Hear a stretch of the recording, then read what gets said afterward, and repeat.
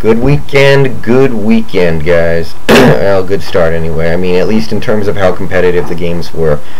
Uh, First game, other than what I said in my first video, any lingering thoughts I had there, as was surprise to many people, Arizona was able to run the ball, Atlanta was not. I wasn't too surprised that Arizona ran the ball as well as they did. I knew, Edgerrin James might be going to the Hall of Fame one day, and he should be going to the Hall of Fame. You don't just lose everything all of a sudden. So I felt that with all that rest he had, the Cardinals were going to be able to run the ball. They did. Really the game was fairly evenly played. It's weird because, you look at the stats. Michael Turner was outplayed by Edgerrin James.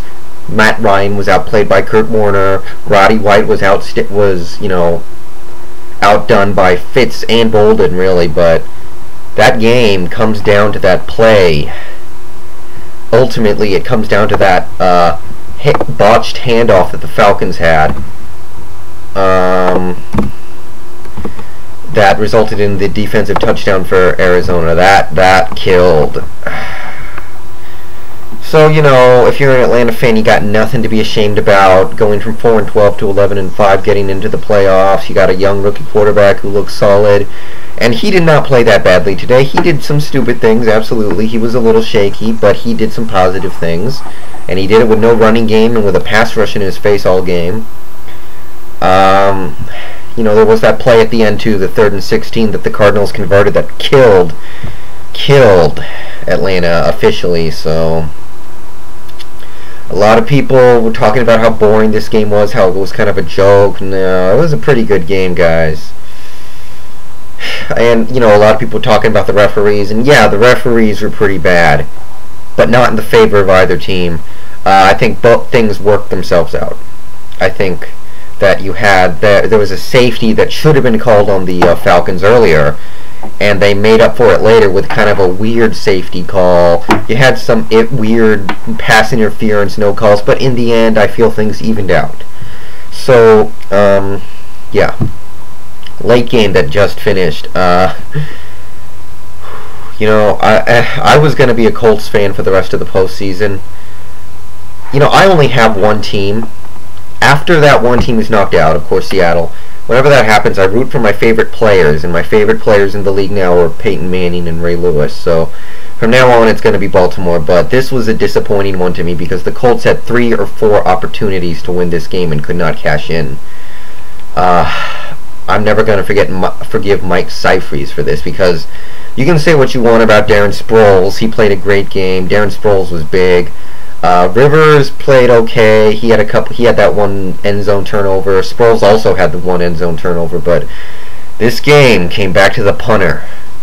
He continued to plant the Colts deep in their own territory, and then at the end of the game, the Chargers were punting on a 4th and 20, and I was like, this game's over, man. And Seifries pulls off a great punt and gets the luckiest bounce in the world. Pins the ball inside the 1-yard line.